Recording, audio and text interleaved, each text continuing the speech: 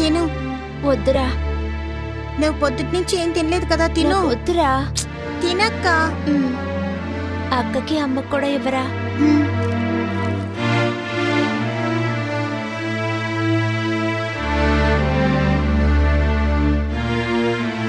అమ్మా తినమ్మా. అక్క నువ్వు తిను.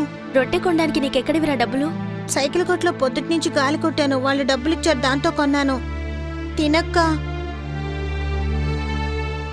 ఇదిగో కొంచెమైనా తినమ్మా. అమ్మా తినమ్మా. వద్దు బాబు, నువ్వు తిను. ఎవ్వరూ తిన్నంటున్నారు, నేను మాత్రం ఎలా తిన్నమ్మా? తినమ్మా. అమ్మా తినమ్మా. అమ్మా. రేయ్ ఇట్రారా, రారా.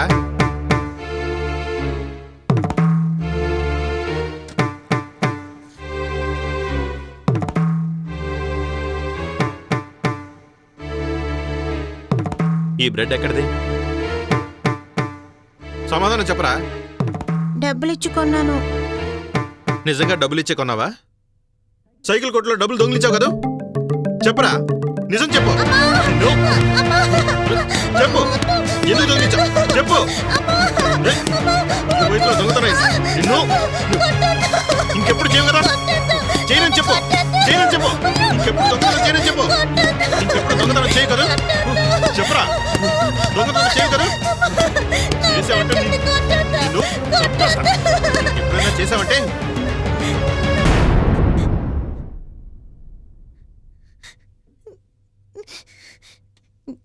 ఓయ్ పెద్ద గొప్పోళ్ళో మాట్లాడుతున్నావు.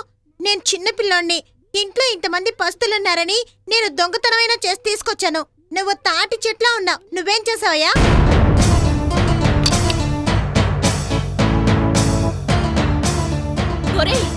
నిన్ను ఎరా ఆయన పట్టుకుని అంత మాట్లాడతావా?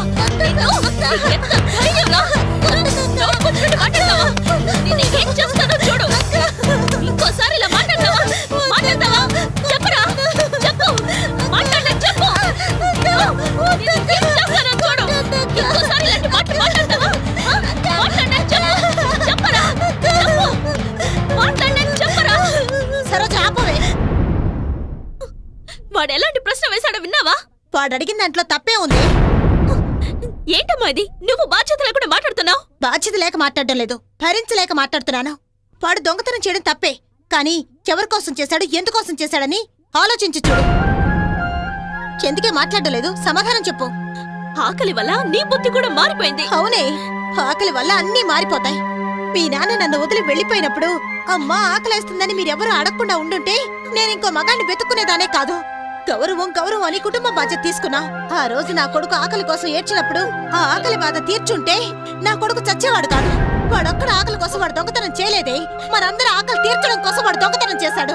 దీనికి నేనా కారణం? చెప్పవే, చెప్పు. ఒరేయ్ నువ్వు వెళ్ళి ఆ బట్టలు కొట్టతన్ని రమ్మని. అమ్మా నువ్వు ఇంకేం మాట్లాడుకో. ఇంతవరకు నువ్వు చెప్పింది నేను వింటూనే ఉన్నాను. దానికి ఏమైందో నువ్వు చూసావుగా. దాని ఫలితంగా ఓ కొడుకు చచ్చిపోయాడు, ఇంకో కొడుకు దొంగతనం చేశాడు. ఇక నేను చెప్పింది నువ్వేను. నువ్వు గౌరవమే ముఖ్యం అనుకుంటే మీ ఇద్దరూ కలిసి ఈ ఇంట్లోంచి వెళ్ళిపోండి. నేనెలాగైనా ఈ ఇద్దరు బిడ్డల్ని కాపాడుకుంటాను. అయితే నువ్వు ముందులాగే తయారవుతావా? అవునే, అందులో ఏమిటి తప్పుంది?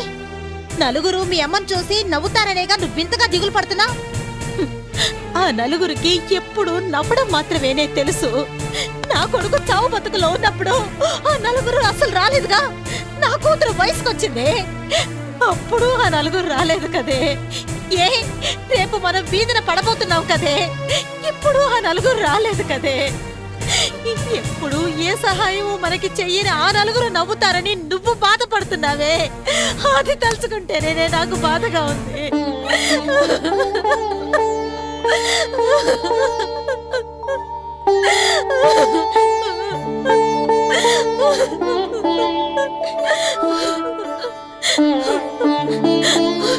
సరోజ, నీ వయసుకి ఎంత పట్టుదల గౌరవం ఉన్నాయని తలుచుకుంటే నాకెంతో గర్వంగా ఉంది.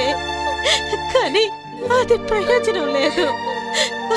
5 భర్తలున్న ద్రౌపదికి జనమంతా చేతులెత్తి నమస్కరిస్తారే, కానీ అదే ద్రౌపది ఈ కాలంలో ఉంటే ఈ జనం ఒప్పుకుంటారటే. ఇలాంటి జనాన్ని చూసి నువ్వు దిగులు పడుతున్నావే.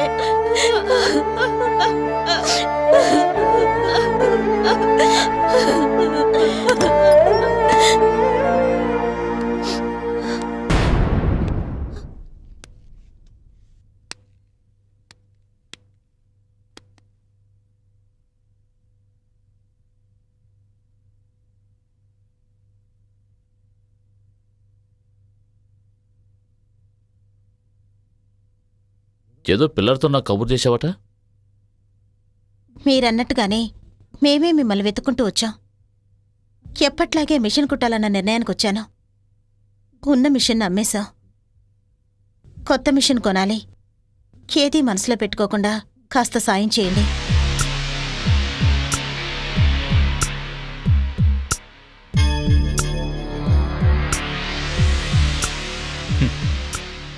ఇదంతా ఊహించే నేను వచ్చేటప్పుడే డబ్బు తీసుకొచ్చాను. ఇదిగో.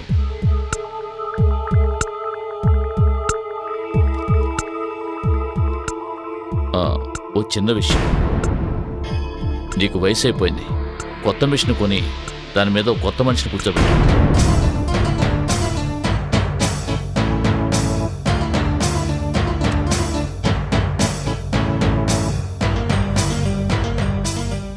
ఇప్పుడు కూడా చెప్తున్నాను, తొందరపడి నిర్ణయం తీసుకోవద్దు.